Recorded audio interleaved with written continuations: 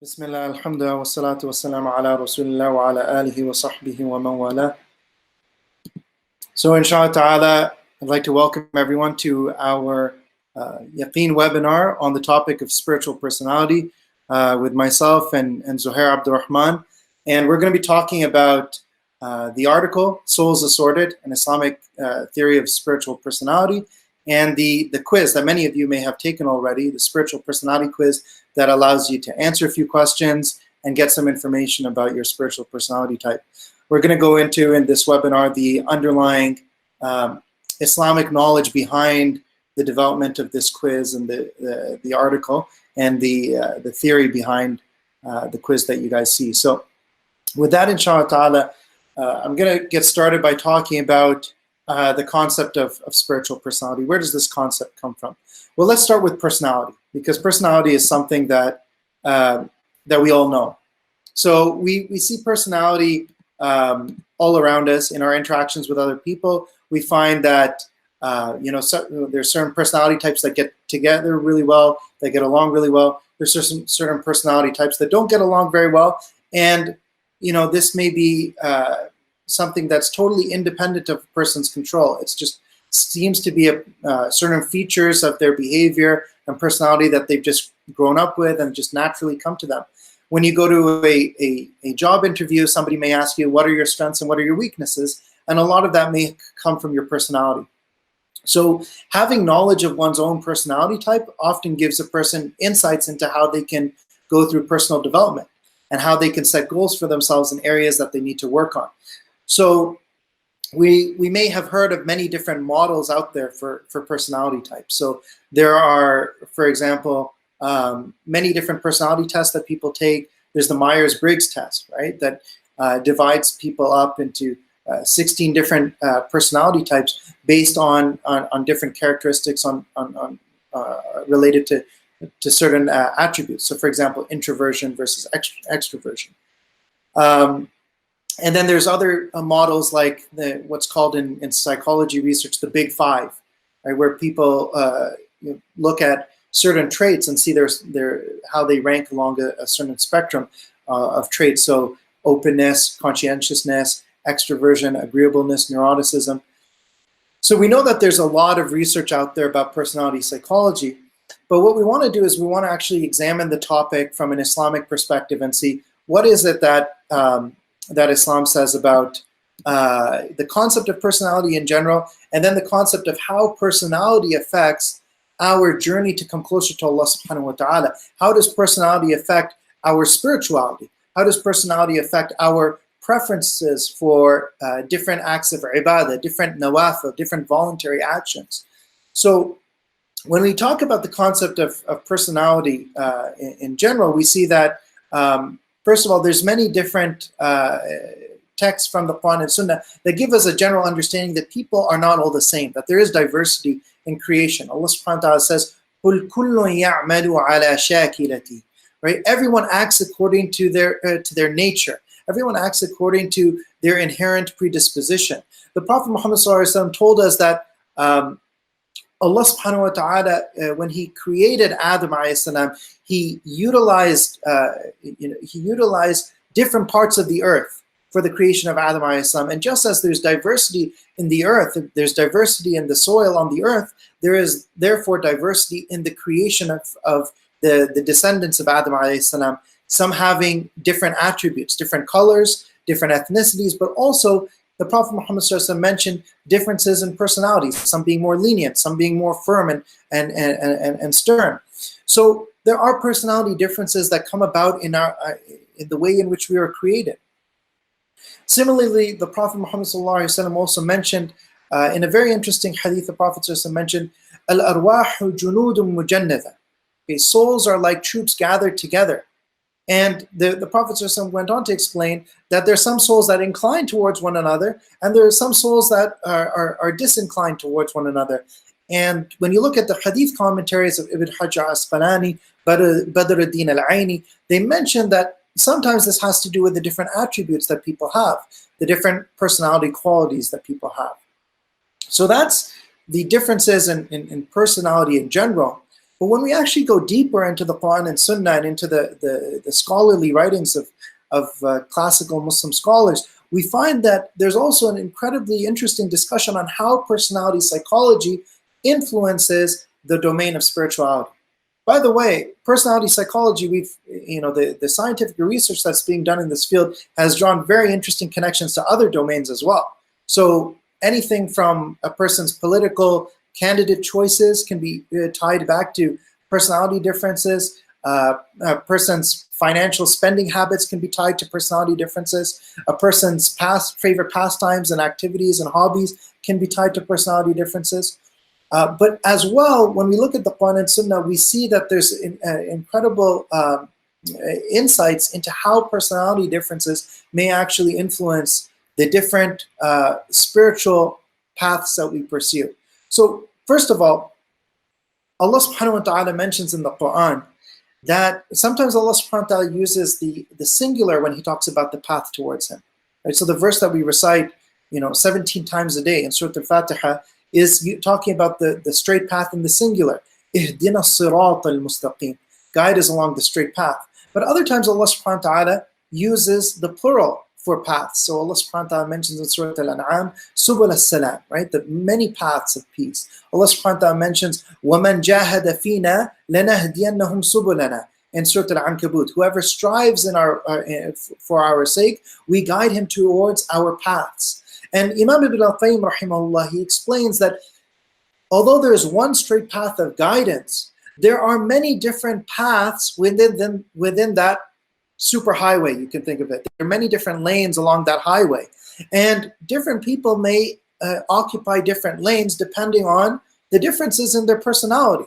So Ibn al-Qayyim, for example, mentions in his work on spirituality, Madarij as-Salikin, that in the science of Tazkiyat an-Nafs, the scholars of Islam, they talk about the maqamat, the different stations along a person's journey towards Allah subhanahu wa ta'ala.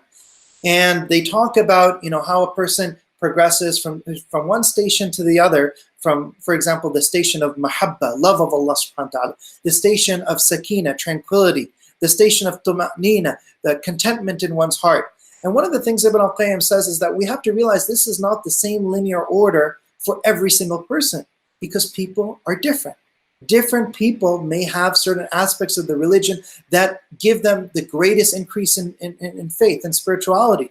Different people may sit in the same Jummah khutbah and be influenced by different things that is being mentioned in the Friday sermon. Right? Different people will have things that naturally appeal to them. For someone, it may be a story of the seerah of the Prophet Muhammad that describes the Prophet Muhammad's love and concern for his ummah. For another person, it may be a very intellectual point and a very abstract point about the sciences of the Quran and the depth in the tafsir. There's different things that appeal to different people. And we see this, in fact, even in the way that Allah subhanahu wa ta'ala has structured his creation. The fact that Jannah has 8 gates, as the Prophet Muhammad said, and the person who does a lot of voluntary fasting is called to enter Jannah from Bab al-Rayyan, the gate of al-Rayyan. So the other 8 gates, the Prophet Muhammad didn't enumerate them for us, but it shows us that there's a diversity in the different voluntary actions that a person can do in order to come closer to Allah subhanahu wa ta'ala. Imam Malik rahimahullah was once asked, why is it that you're spending so much time studying knowledge and as opposed to doing some other pursuit? And Imam Malik, he replied by explaining this concept that there's different spiritual personalities. He explained that, for some people, Allah subhanahu wa ta'ala has facilitated for them voluntary prayers. And so that's what they're able to do a lot more of rather than something else. For example, sadaqah. Giving money in charity. For other people, it may be that Allah subhanahu wa ta'ala has facilitated for them the concept of donating their wealth to others. So there's different things that a person is able to excel in. All of them are virtuous actions, but a person is able to pursue different things based on how Allah subhanahu wa ta'ala created their spiritual personality. And that's one of the things that the scholars of Islam also mention and when they're talking about the Hadith Qudsi, where Allah subhanahu wa ta'ala says, وَلَا يَزَالُ عَبْدِي يَتَقَرَّبُ إِلَيَّ بِالنَّوَافِلِ حَتَّى أُحِبَّهُ. Right? That my servant continues to draw closer to me through the nawafil, through the voluntary actions, until he becomes beloved to me. Now the nawafil are of so many different types. And you look at the Sahaba of the Prophet Muhammad, the most righteous generation, and you see that they all excelled in different areas. So Abu Hurairah radiallahu anh, for him it was narration of hadith. And Abu Hurairah radiallahu anh is one of the virtuous Sahaba, but he's a very different person compared to Khalid ibn al-Walid radiallahu anh, who is known for his expeditions and his bravery on the battlefield. And he's a very different person from Uthman ibn Affan radiallahu anh, who's very different from Umar ibn al-Khattab radiallahu anh.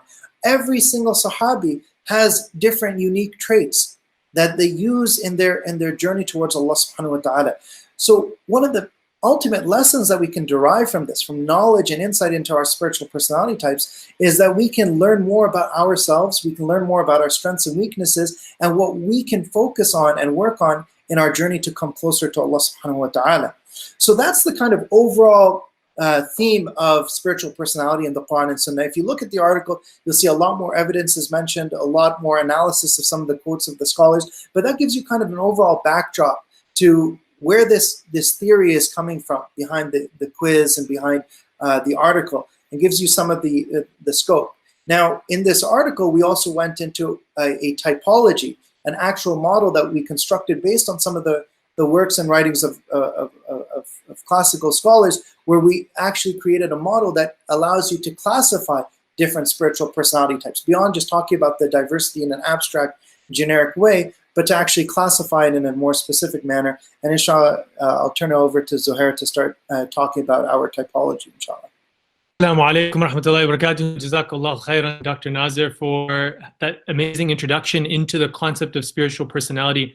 And we're both very excited, alhamdulillah, to introduce this concept really to the readership of Yaqeen, because we feel it's a very important concept and idea that is often overlooked when people talk about trying to bring Muslims closer to Allah subhanahu wa ta'ala. Oftentimes people kind of have this cookie cutter, one size fits all representation of what it means to be a pious Muslim. And so this article, we hope to shed some light and raise awareness on the idea that different personalities are suited for different aspects of Islamic activism, worship, ubudiyya, etc., etc., etc. So as Dr. Nazir mentioned, inshallah, I'm going to be spending just a few minutes, inshallah, describing the theory, summarizing really the theory that we propose in the article. And for those who are interested, they can read the full background to the theory there. You'll find all the references and all the quotes there at the Yaqeen website. So when talking about the theory, any personality theory is based on an idea or a structure, an anatomy of the human psyche, really. So you find Freud's theories, Jung's theories, these are classical psychoanalytics who had proposed different theories of human personality. You have the behaviorists. You have, after that as well, people who are into cognitive psychology. All these people who are trying to understand how we can model human personality. How can we conceptualize it? Which traits should we choose to describe people? And so, for instance, as Dr. Nazir was mentioning earlier, some models have 5 traits, the big 5 personality model. Some models have types, 16 personality types, and they're all based and rooted on different functions. So how did we decide to propose an Islamic theory of spiritual personality? When you want to do anything Islamic, you have to go back to the sources and to the tradition. And so a reading, actually, interestingly, of Ibn al-Qayyim, rahimahullah, who was a medieval scholar who passed away 751 after the Hijrah, he actually, in his works, he was a spiritual writer. And in his works, he spoke a lot and he wrote a lot about this concept of personality affecting one's spirituality. And actually, Dr. Nazir quoted some of those passages earlier when he was speaking. And so Ibn al-Qayyim, actually, when you look at his works, he developed a frame, he developed a structure, an anatomy, you can say, of the human spirit, of the human soul. And from that structure, he kind of explained a prototypic theory, if you will, of spiritual personality, which we then extended. And you'll see what I mean, inshallah, as we go into it. So Ibn al-Qayyim starts off firstly by talking about the 2 fundamental spiritual instincts that Allah has endowed every human being with. So there's two fundamental spiritual instincts. The first instinct is the instinct for knowledge. It's the instinct for ilm and ma'rifah. The instinct to learn, the instinct to acquire knowledge, the instinct for meaning, as he mentions. And so this is the second instinct, and this instinct drives us and compels us to act. We think about the world and come up with mental categorizations in our brains, but we actually act those out. We act with those categorizations and with that representation of the world in our mind. And so these two instincts work together, because the will goes after what a human being wants, desires, what a human being believes will be beneficial to him. And the knowledge informs that person of what is beneficial to them, informs the person of what are the facilitators and barriers and impediments on the way to what that person is seeking of benefit. And so these two instincts work together. And so this is the kind of foundation of the theory, which are the two instincts, the knowledge instinct and the behavior instinct. In Madarij Salikin, he talks about regarding knowledge, he talks about two different fundamental types of knowledge. Generally, if you took all knowledge, you can categorize them into two different ways of describing knowledge, you can say. And so the first instinct to knowledge, under instinct to knowledge, you have one knowledge type, which is experiential. We call it experiential. This refers to ma'rifatul ahwal, as we described it in the article, which is an experiential type of knowledge that's interested in experiencing Islamic concepts, spiritual concepts. So for instance, when it comes to the issue of tawakkul, for instance, this is concept of reliance upon Allah subhanahu wa ta'ala and depending upon Allah. Someone who's interested in the experiential type of knowledge is interested in being able to experience and live tawakkul, that they experience it within their hearts, experience it within their minds. So that's the first type of knowledge. The second type of knowledge, the first type of knowledge is experiential. The second type of knowledge is judgment-oriented knowledge, or ilm al-ahkam. This knowledge is focused on the objective aspects of knowledge, on rules and regulations, on understanding our responsibilities and the rights of others, on things that are directly practical, things that we can implement immediately. So those are the two different types of knowledge. So the first one is experiential. You can say it's more subjective in nature. It's our first person encounter with whatever it is that that person is studying, that phenomenological experience of that concept. That's the experiential knowledge. The second type of knowledge is more objective, third person, judgment-oriented knowledge, which is a lot more objective. It's a lot more focused on the boundaries and being able to understand the difference between right and wrong, truth and falsehood, et cetera, et cetera, et cetera. And so putting these two things together, Ibn al-Qayyim says that these two things, they comprise of the entire corpus of Islamic beliefs and practice, really, are these two types of knowledges, experiential knowledge and judgment-focused knowledge, or judgment-oriented knowledge. And he says that the analogy is like the body and the soul. So Islam is like the body and the soul. The body represents the judgment-oriented knowledge, the ilm al-ahkam, and that's the boundaries of knowledge, you can say, or the rules and the regulations, the structure. And so it's a lot more, it's solid, it's matter, it can be tested, it can be empirically verified, et cetera, et cetera, et cetera. And then the spirit of the body is like the ma'rifatul ahwal. It's like the experiential domain of knowledge, where a person experiences what they're learning, really internalizes it and experiences it firsthand. And so this is like the soul to the body. And so Ibn al-Qayyim says you need to have both to be alive. If you're alive in this world and you're missing body parts, you're not able to move them. It's an incomplete way of living. And similarly, if a person's body has no ruh, then the body isn't able to move at all. So he says you need both in Islam. And this is the important balance that we speak about. But interestingly, and you can read the article to go into a bit more detail about this, but this correlates to other personality measures of how human beings naturally approach knowledge, this idea of experiential versus judgment. And so from this, we have the first spiritual personality domain, which is the knowledge domain, and a person can fall under one or two directions on this spectrum. Either they can be experiential focused, where they're more focused on experiencing the concepts, experiencing in the heart for the love for Allah, etc. So for the example of tawakkul, as we mentioned, reliance upon Allah, they're more interested in actually feeling the dependency inside of them, something that cannot be articulated, but it can only be felt. And then the judgment-focused knowledge, that's the second end of the spectrum of the knowledge domain. This part, the judgment-oriented, is focused on rules and regulations, as I mentioned. And in the example of tawakkul, they would be interested in, okay, what are the practical things that I can do to engender tawakkul? What are the ways that I can achieve tawakkul? What things, practical, tangible things can I do? What are the rules and regulations? What contradicts tawakkul? What doesn't contradict tawakkul? These types of things. So as you can see, you need both. You need to understand what is tawakkul, what are the boundaries of tawakkul, what is the definition of tawakkul, and then you need to also experience it, because depending and trust, these in essence really are lived realities. And so you need to have both of them together. And so this is the first spiritual personality domain of knowledge, which is, so there's two types of knowledge: experiential knowledge and judgment-focused knowledge. And as I mentioned earlier, you can go back to the article. It's a lot more detail and more examples are given. The second, and this is the last one, there's just two domains here. So that was the first domain. The second domain comes from the second instinct we mentioned a while back.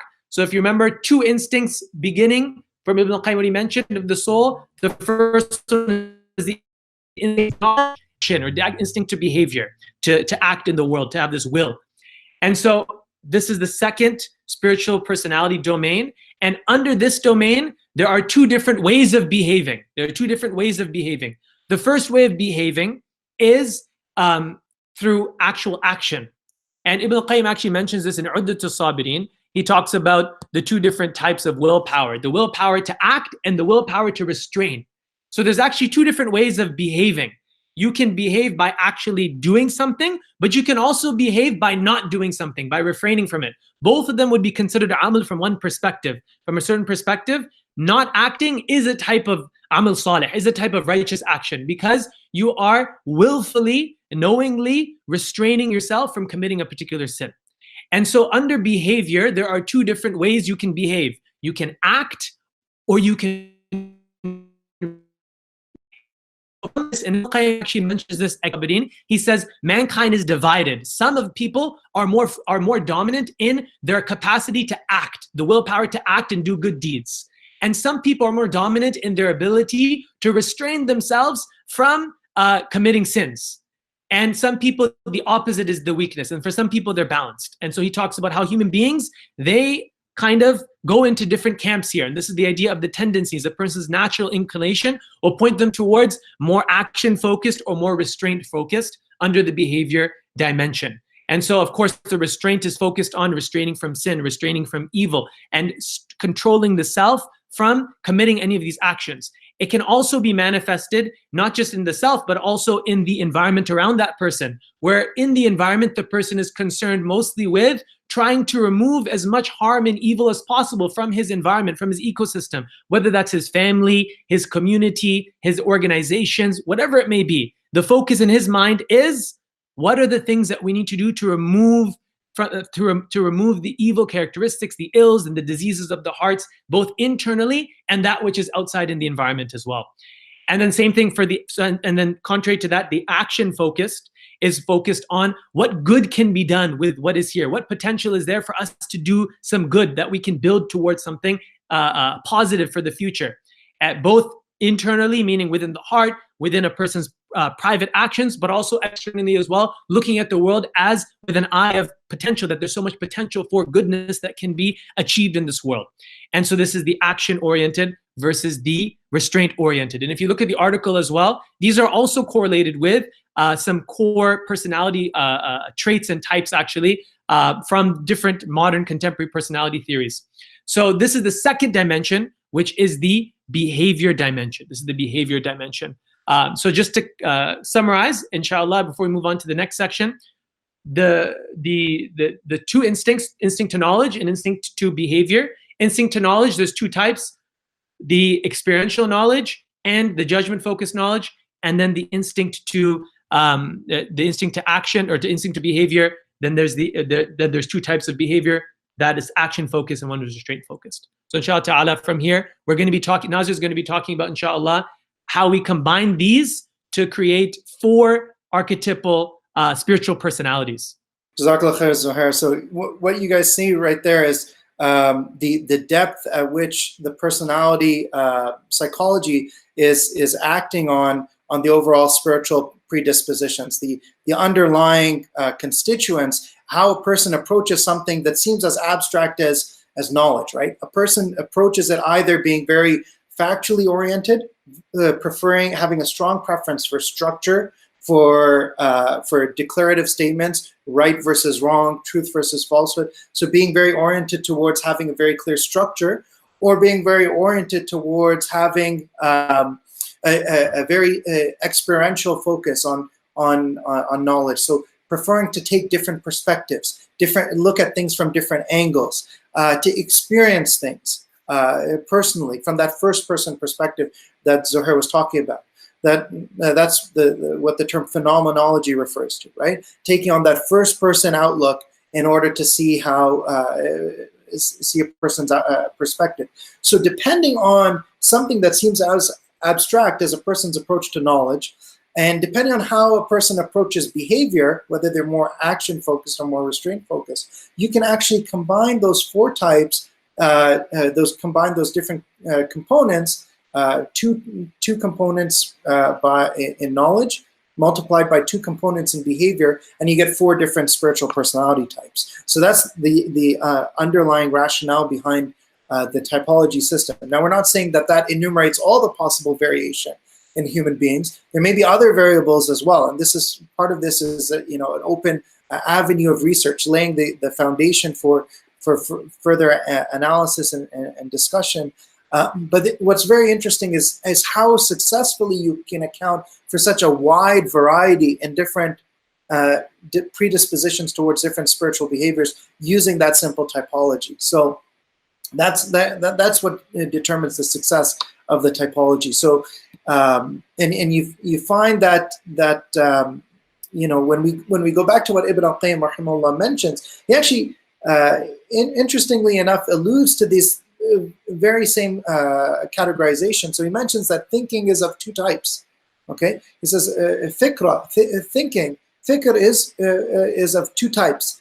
There is thinking related to how you perceive the knowledge, and he mentions ilm versus ma'rifah, and then there's thinking related to your goals, what you actually pursue, right? So, and that's related to your actions. So some people, their focus in their actions is on restraining themselves from doing something wrong, and some people, their focus is on trying to accumulate as much good as they can, and try to focus more on the things that they can do rather than preventing the things that are bad.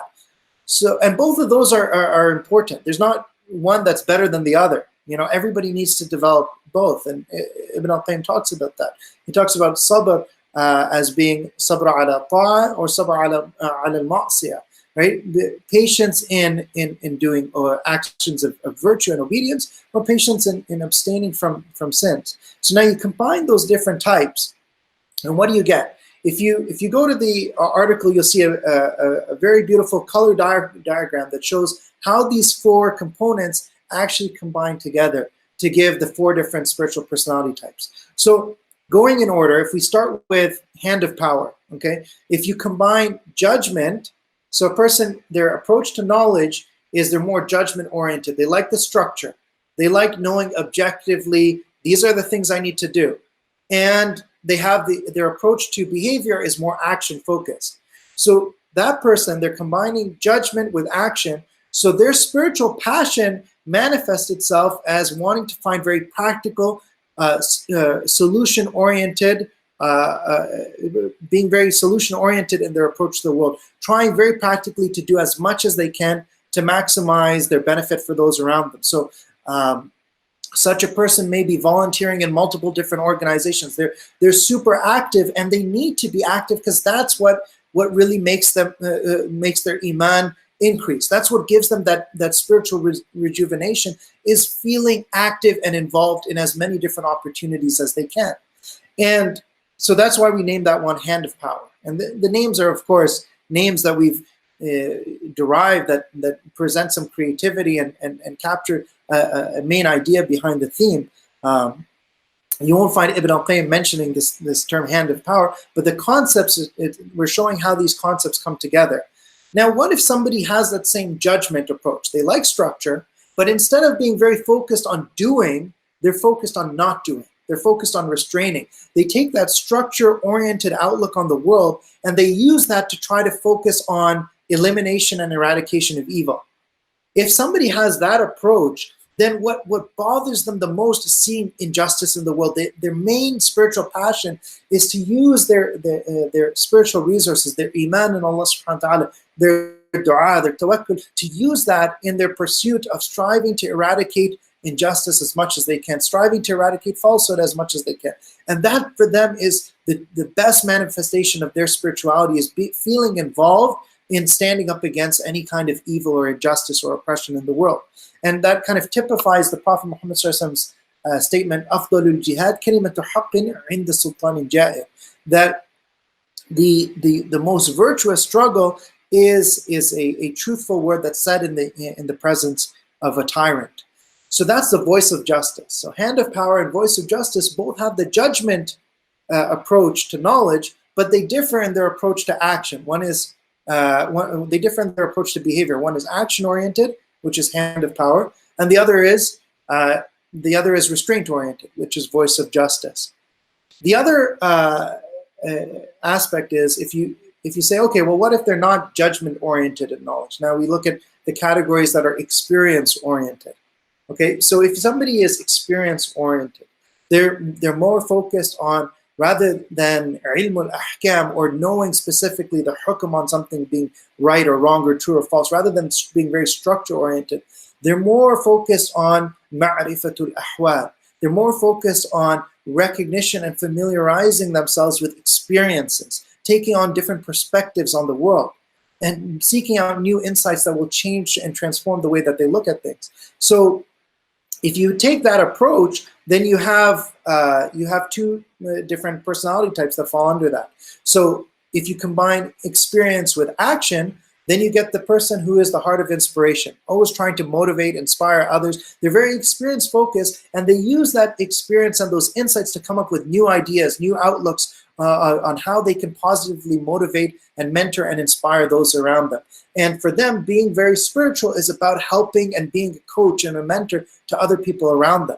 Whereas the person who has the experience and they combine it with the restraint aspect that Ibn al-Qayyim rahimahullah mentioned, they get that eye of vigilance personality type, where they have keen insights and they're very astute in adopting new perspectives, but it's always oriented towards how can we avoid danger, how can we avoid things that will distance us from Allah subhanahu wa ta'ala as individuals and as an ummah.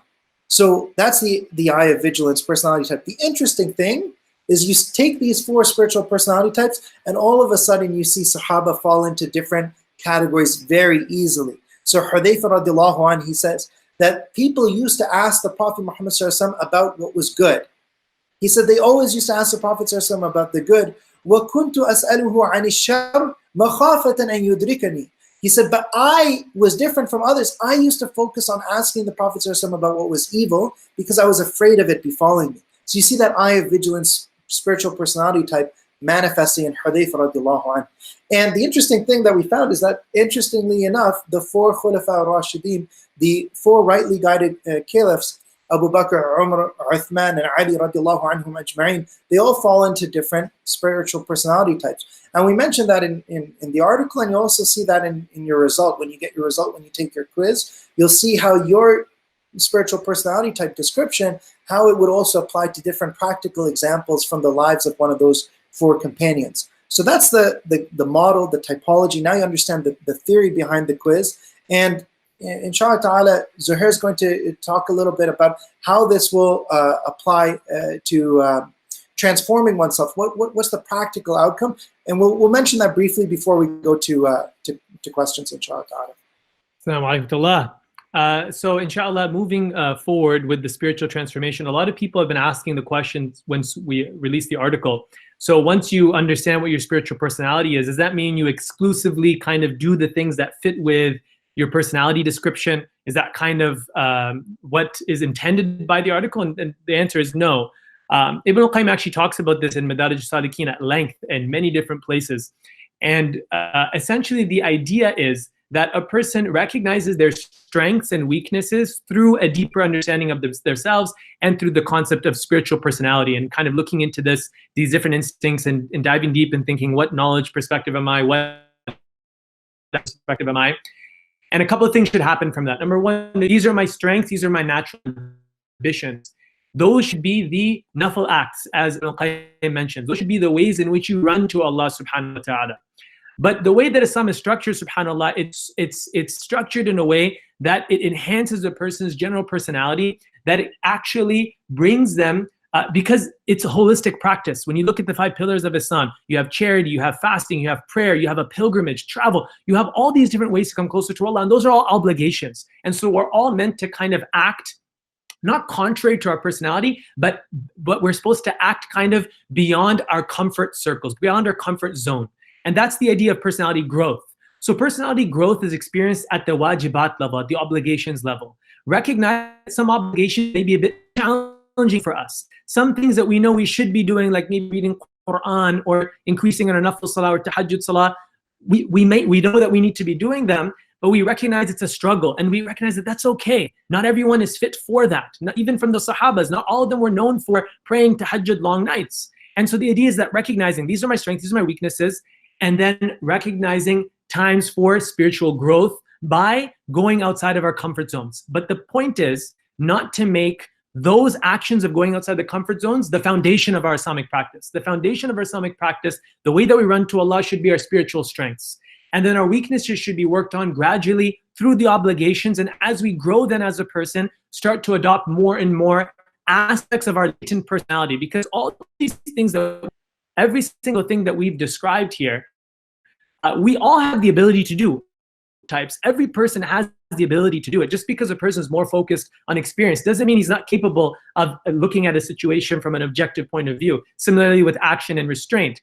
So everything lies dormant within us. And the idea of Islam is to bring it out completely in its full form. And the first steps is to recognize our strengths and to run with those, and to recognize our weaknesses and to slowly build on those and recognize the difficulty that might come with it, and not to work too hard on those things so that it overtakes us. The Prophet ﷺ said, "Inna ad-deena yusr," this deen is easy. وَلَن يُشَادِدُ الدِّينَ إِلَّا غَلِبَ لَهُ, that no one makes the deen hard except that it overcomes them. And that's the idea here. So spiritual transformation is really achieved through an understanding of our spiritual personalities, running with our strengths, and constantly working on our weaknesses. So inshallah ta'ala, with that, we will go through with the questions, inshallah. Yes, inshallah ta'ala. So we've gotten a lot of really interesting questions, and so we're just going to go back and forth, and each of us is going to take a question at a time. So I'm going to start with the first question. Obviously this is a new concept to a lot of people, and so a lot of people may not be familiar with what exactly spiritual personality entails. So this is a common misconception that some people have, is that, can I use my spiritual personality type and say, well, this is why I'm lacking in good deeds in a particular domain, or this is why I'm not as good as I could be, is because Allah created me this way, and so that's why I don't have, I'm negligent in regards to prayer or recitation of Quran or something like that, because it's just not my spiritual personality type. Now, the answer to that is to go back to the Hadith Qudsi that I mentioned earlier. Right before Allah subhanahu wa ta'ala talks about the voluntary deeds, the first statement Allah subhanahu wa ta'ala mentions in that hadith, as the Prophet narrated, is وَمَا تَقَرَّبَ إِلَيَّ عَبْدِي بِشَيْءٍ أَحَبَّ إِلَيَّ مِمَّا افْتَرَضْتُهُ عَلَيْهِ. Okay, there's nothing a servant can do that's more beloved to me other than what I've already made obligatory upon him or her. And then Allah says, وَلَا يَزَالُ عَبْدِي يَتَقَرَّبُ إِلَيَّ بِالنَّوَافِلِ حَتَّى أُحِبُّهُ. That the servant continues to draw closer to me with the nawafil, with the voluntary actions, until I love that servant. So in the first part, Allah subhanahu wa ta'ala tells us that the obligatory actions are the basic requirement. Everybody has to do that, right? If a person is saying, well, I'm doing so much in the community and volunteering at the local masjid, or I'm raising a lot of awareness about the plight of people around the world, but I'm missing my prayers, or I'm not kind and respectful to my parents, I'm negligent in my duties towards my wife or towards my children. You can't claim to be doing something righteous if you're negligent in what Allah subhanahu wa ta'ala has made mandatory upon you. and the main obligations that that a human being has. And so those are the obligations that are mentioned over and over in the Quran, right? So a person has to first ensure that they're covering their basic categories, right? They're doing their fara'id, their basic obligations, their basic daily prayers, their requirements in terms of their fasting, in terms of pilgrimage, in terms of zakat, in terms of the rights of others upon them, the rights of their parents upon them, the rights of their spouse upon them, the rights of their children upon them, the rights of their community upon them. When a person is doing the basic requirements, then they have the opportunity to pursue other things and say, okay, well, this is the domain that I feel really connected to. I love studying the seerah of the Prophet Muhammad SAW. I love Islamic knowledge. That's what I want to pursue. Or I really feel connected to the cause of speaking out against the injustices that are taking place in a particular region in the world. And that's what I really feel passionate about. And that's what I'm going to make my priority. A person has different opportunities at that point, but they have to ensure that they cover the main categories. So that's the first point, and it's a great question because a lot of people misunderstand that. I'll turn it over to Zohair, inshallah. Thank you very much. Jazakallah khair. So that really blends in well with kind of what we mentioned with spiritual transformation. And kind of extending further from that, I wanted to address this question because it kind of leads into this concept of acting outside of your comfort zone in that obligation domain. Until things become a bit more comfortable, you're able to bring about kind of a latent potential inside of you, and you're able to grow in areas that you were previously weak in. And so the question here is, I found consistently that I and some of my friends blend into two personalities. Can you please elaborate what this means for these sorts of people?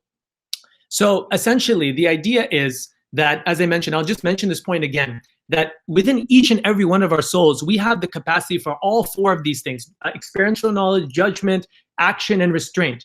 No one is handicapped in any of this. Everyone has that ability within them. It's that just the same thing. We have two hands. There's a right hand and a left hand. Some people preferentially use right, and most people, and some people preferentially use left. You have two hands still. You can still use your left hand, although your right hand is your preferred way of interacting with the world because it's stronger, you have more dexterity, et cetera, et cetera, et cetera. So the same thing happens within these spiritual personality domains and traits and types. It's not that you can't do the other. It's that the other is not as strong as what your preferred domain is. So it's like trying to use your left hand when it's a bit more difficult. And so the idea and the goal really is, and Ibn al-Qayyim mentions this specifically about the action domain. He says the goal is to have a point where both are at a high level, that you have a high level, a high volition for action and a high level of restraint for sin. Both should be developed. And that's the idea of becoming balanced. That we're supposed to become, we're a balanced nation. The Prophet's characteristic was balanced. And so this is the way towards personality growth. A person starts off dominant in one, and then they run to Allah with that. That's their go-to, that's their nafil, that's their voluntary. And then as a person works on their obligations and they start to see this other aspect of the restraint come out, perhaps a sin that a person is struggling with at some time, maybe he's action focused and there's some sin that a person is struggling with, then that's a point to bring that out, that power to restrain oneself, to have that taqwa from Allah, the fear from Allah, to restrain oneself from doing a sin. Then that increases. And so as the person mentioned, sometimes you can find yourself fitting into two personalities because perhaps on one of the dimensions you're balanced. Perhaps a person has achieved a good balance between the two where their action and restraint is very similar, or their experiential knowledge and judgment knowledge are very similar. And so you can transcend a category and achieve and obtain traits from multiple personalities. And so not to say that a person has multiple personality syndrome or anything like that, but that a person is able to acquire traits and hidden potential within them through personality growth. And how this is done is by acting outside of your comfort zone. And that's what the point that Dr. Nazir was mentioning earlier to the question about whether or not, you know, a person, I'm this personality, and so that's why I'm not reading Quran or praying namaz, I'm praying salah, you know, I can't concentrate, that's not me. That doesn't mean that. The point is that we act outside our comfort zone, and that's where growth happens. And that's the beautiful thing about Islamic practice, is that the obligations are such that it builds well-rounded individuals when a person engages in the Islamic practice and the Islamic system of spirituality and spiritual development. Yeah, that's really great. I like the analogy that Zohair gave about it's about like being right-handed or left-handed, right? You have a natural dominance of one type. It doesn't mean you don't have the other hand. It doesn't mean you don't have the other abilities, but you have a natural tendency towards approaching certain things. And that's the correct framework to look at this in. So I'm going to grab a bunch of questions. So here I'm going to grab some of the questions from the top of the list down. And some of these questions are interlinked. So some people ask about, what is the distribution and what do we see when we look at the results of this quiz? Well, first of all, one thing about the quiz, this quiz is 21 questions, right? It's very short, and these are questions about certain different actions, right? So you have to realize, like, this is not an in-depth 200 questionnaire, 200 question survey about you as an individual. It's just 21 questions that you're answering, and based on your answers to those questions, that's how it's going to give you the results and the pie graph and the breakdown and everything. So in a sense, take it with a grain of salt. It's not a definitive characterization of you as an individual, but it provides you with a little bit of an interesting clue into where you can develop and what your overall tendency is. And the more a person kind of has insight already into some of these areas, the more they'll be able to answer some of those questions in a way that has greater clarity in giving them a clear result at the end. So some people have asked, the question, well, I do these questions and I like all 4 options. Well, of course, it's not going to be that you only like one option and all the other ones are out the window, right? Obviously, people are going to find all 4 options appeal to them, but the more you know yourself and the more you know what you have the greatest tendency towards, even if it's subtle, that's going to help you acquire greater clarity when you're answering those questions. So it's about looking at what the predominance is and what the greatest tendency is within yourself. Now, the interesting thing is we developed this typology. We spent all this time, and for Zohair, it's been years studying personality psychology and studying the works of Ibn al-Qayyim on this topic. And when we analyzed all this research, we constructed this typology, and then we threw it out there in the real world, and we had no idea what kind of results we were going to get. So somebody asked, what have we found already? Well, right now, over 18,000 people have taken the quiz. And out of those 18,000 people, the really interesting thing is how evenly distributed the different categories are, right? So we weren't sure, is it going to be like 80% of people are hand of power, or just 5% of people are voice adjusted. We had no idea what was going to happen, but it turned out that so far, based on 18,000 people, it's been pretty evenly distributed between the different results. We have found voice of justice has a 4% lead over the other categories, over a heart of inspiration, 5% lead over eye of vigilance. And maybe that's because on social media, where the quiz is predominantly shared, maybe there's an overrepresentation of voice of justice personality types who really like to go on social media, and their focus is, this is wrong, that's wrong, right? Social media tends to attract that spiritual personality type. Nothing wrong with that spiritual personality type. If you got voice of justice, I'm not criticizing that at all, but we need hand of power as well. And maybe that's what gives us a skewed representation overall as an ummah. Maybe we can say that we really need to cultivate more of this spiritual personality type as well. We need to remind ourselves of some of the Sahaba who had that spiritual personality type. So we have more people who are just keen on being a volunteer. They're not into focusing on, this is wrong, that's wrong, but they're focusing on just doing as much as they can, even if it's behind the scenes, volunteering in their local community to make a difference. Somebody asked, it doesn't mean that a person has something negative in their personality if they have restraint, and that's not the case. Restraint is not something negative. It means that they focus more on staying away from evil or preventing others from doing evil. So it's obviously an Islamic virtue, but it's just a question of dominance.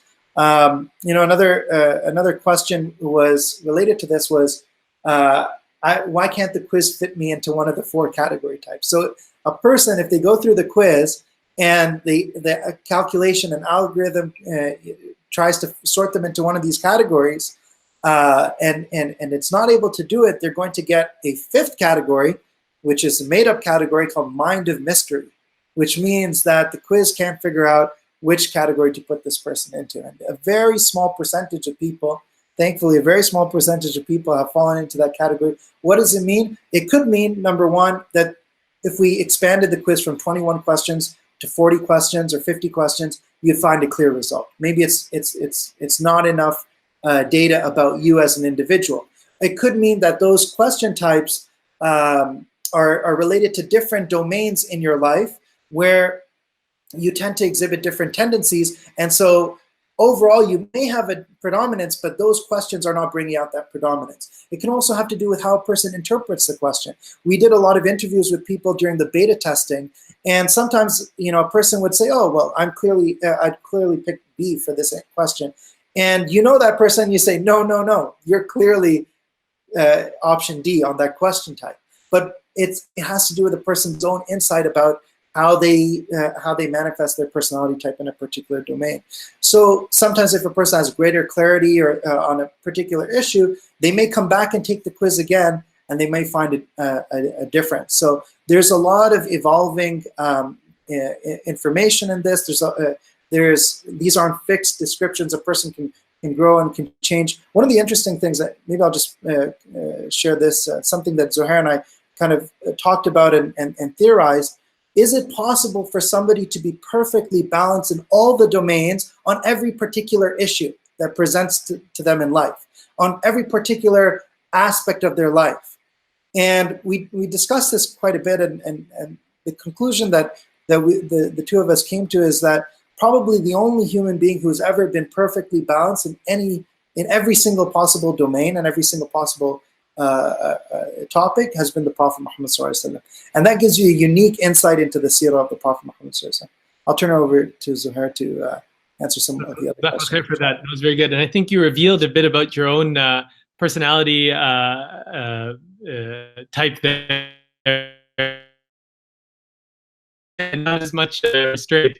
I'm a bit more restrained, so I was a bit partial to that. But anyways. Moving forward, inshallah. So there's a good question here, and it's something I didn't really emphasize in the webinar broadcast, but it's very much emphasized in the article itself. And the question is metaphysical knowledge experiential or judgmental or knowledge? Not judgment, judgment knowledge. Judgment knowledge always brings to mind fiqh. So experiential knowledge is the way I kind of communicated it in this webinar is that it's very much focused on experience. The interesting thing is then where do you put kind of more abstract knowledge into this category system? Because it's not really judgment in the sense that it doesn't really inform them of the rights and responsibilities. It is not really directly practical. And when I talk about abstract, I'm talking about like abstract theological issues, abstract issues regarding to law, maqasid sharia, usul al-fiqh, all these different types of things. So where do you put that? And so, firstly, what Dr. Nazir mentioned afterwards, which is a very important point, which is the idea that experience-focused people are very interested in looking at an issue from various different perspectives. And those tend to be the more abstract discussions when you have a knowledge issue that can be looked at from various perspectives. And so those tend to be a bit more abstract. And people who are experience focused actually tend to like those types of ideas to be learned. Why? Because they're actually able to experience that idea from multiple different angles. And also the idea of experience when it comes to religious and spiritual themes, it's very hard to articulate the feeling, the emotions, the raw kind of energy that a person feels in different spiritual contexts, whether it's prayer or fasting or dhikrullah, remembering Allah. It's very difficult to do that. And so oftentimes when people are interested in actually experiencing that, they're only really able to communicate and express and articulate those ideas in very abstract ways. And so you find a lot of spiritual thinkers write very abstractly. It's very difficult to understand great spiritual writers. When you look at Islamic history and you look into our tradition, you look at our spiritual tradition, some works, it just boggles your head. You're just, what is this person saying? You're trying to understand it because they've experienced something and it's very difficult for them to communicate that level of experience. And so they choose a very abstract level of communication, of language. And so that's why generally metaphysical knowledge and those types of things about metaphysics and whatnot, generally people who are more experiential focused would tend to, that will appeal to them more so. That doesn't mean that people judgment-oriented cannot fathom abstract thought if it's something that can inform them, if it's something that's practical, if it's something that can lend to a specific structure. So as I mentioned earlier, like usul al-fiqh, or the method of legal jurisprudence and the objectives of Sharia, it's possible that someone who's more judgment focused would be able to kind of engage in that level of abstract thought. So it's kind of something that it's based on the person, it's based on the particular concept. In general, abstract ideas go well with experiential focused. And this is why we mentioned in the article that experiential focused is very much, we thought conceptually correlated at least with the big 5 trait of openness, which is a affinity for ideas and to discuss abstract ideas. And that's the idea of experiential.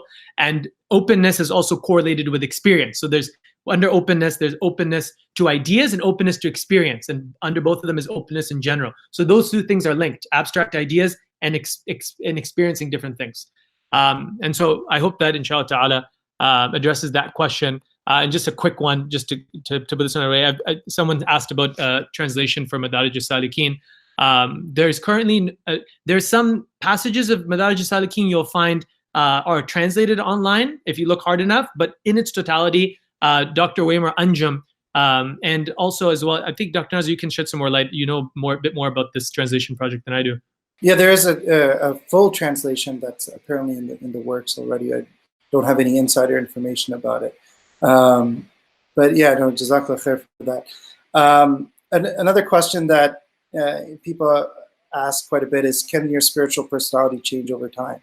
So Zohair, feel free to elaborate on this, but there's a lot that we see in terms of, as a person grows in their journey towards Allah subhanahu wa ta'ala, they learn more about their strengths and weaknesses. Maybe they were finding a lot of difficulty initially because they were trying to practice certain aspects of the deen, or the deen was presented to them only in a way that was not conducive towards their spiritual personality. And they were not passionate about those aspects that were always emphasized to them. And so once they start learning and developing their spiritual personality type, they grow in their iman, they grow in their relationship with Allah subhanahu wa ta'ala. At that point, they may get to a level where they're able to start developing the other domains as well and start branching out. And is it possible a person's spiritual personality could change over time? I think it is. I don't see any reason why not. And I think that it's something that a person can go back and maybe try the quiz in a few years. Maybe by that time we'll have a few different iterations. But part of it is an empirical question based on knowledge of the natural world. But from a spiritual, theological perspective, I don't see any reason why not. Just to add on to that, and I'm just going to echo that sentiment, Ibn al-Qayyim in Madarij actually, he specifically states, he says, it's not possible, nor is it commanded for a person to change their nature. And he says this in many different places. And he talks, they try to fight against their spiritual nature. They try to train themselves to be different, to have different ambitions and desires, and to try and kind of do away with any kind of thing that they don't like to see within themselves. And Ibn al-Qayyim says that the human soul is like, the nafs is basically like a waterfall. It's going to come down whether you like it or not. The question is, where will you divert this water to? Will you divert it to a place where it's just a swamp, nothing's going to grow from it of any use at all, and it's just going to lead to destruction? Are you going to divert it towards houses that you've built within your heart, to fortresses of knowledge and dhikrullah that's just going to destroy them? So he's here referring to the negative aspects of ourself. Or are you going to direct it towards positive aspects? So your nature is like this waterfall, and he says, really what a person should do, instead of fighting against it, which is a completely useless battle, uphill battle, an eternal battle, a person should direct it, recognize that the same, so he talks about this, he says, a person might not like about themselves, for instance, that they're a bit harsh, you can say, or maybe to use the big 5 personality traits, disagreeable. So they're a lot more focused on competition. They're very focused on kind of getting ahead. And a person might look to some and say, I'm supposed to be a humble person, but in my head, I'm always just wanting to get to the top and get ahead. I hate this about myself. Ibn al-Qayyim says, realize that the same waterfall that came and led to that kibr is the exact same waterfall that will lead to ulu al-himma. So don't try to cut it off, because then you're depriving yourself of much good. And he talks about how this same waterfall that leads to kibr perhaps will lead to ulu al-himma, which, sorry, I should translate these terms, which will lead to lofty aspirations, to want to be the best version of yourself. And so it's a positive trait. And he talks about how everything that you see of yourself that you feel is negative or that's deep inside of you can all be directed towards something that's pleasing to Allah subhanahu wa ta'ala. So the idea is that a person's spiritual personality, I think definitely it's something that can change over time through growth and through taking active steps towards what's the word? It's taking active steps towards getting outside your comfort zone and being able to work on aspects that you're weak towards, but not trying to change different things about yourself and saying, oh, I don't want to do this, I don't want to be like this. And so that's a distinction there between growing spiritually and changing your nature. And so what Nazir was mentioning there is that you have your nature and you run to Allah with that. And as you run to Allah with that, other aspects of yourself, you'll find yourself, different powers, different abilities, different skills will develop as you go. But your anchoring, your first step is knowing what is that strength within you and going forward to Allah subhanahu wa ta'ala with that. Yeah, I think that really makes a lot of sense. And Jazakallah for that explanation.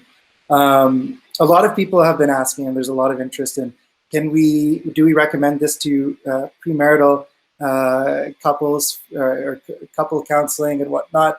And first of all, I think it's important to say we recommend this to everyone. Everyone should know more about their insights into their spiritual personality type. And absolutely, it's useful to have insights into the people around you. You'll learn more about your relationships as well, specifically for couples. I don't think that a person should assume, however, based on a particular spiritual personality type, that we are compatible or are not compatible. There's no set relationship like that. But of course, it's always beneficial to have more knowledge about spiritual personality types. Just wanted to add something to that as well, because we can extend it from the marriage context to just general relationships, which I think is an interesting dimension of this theory and an interesting implication that we can explore. And please share your thoughts as well on this.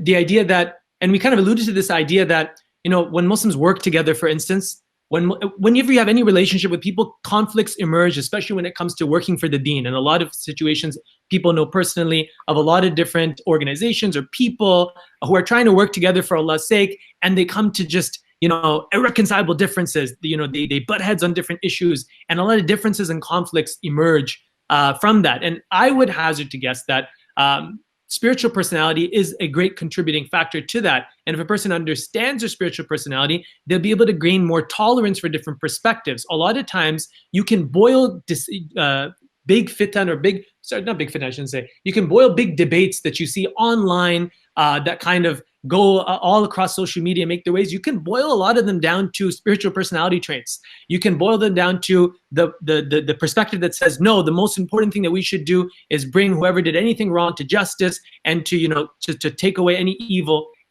Let's try to build something positive and kind of hardship. Let's just focus on the good that we can do.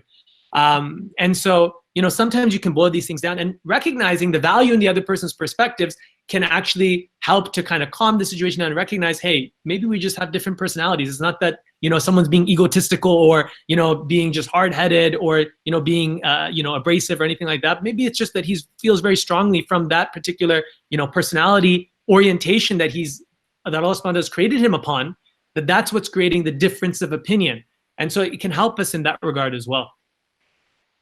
I think another question that sometimes people misunderstand about this type of research, and this applies to personality psychology in general. They ask, is this about trying to fit people into boxes?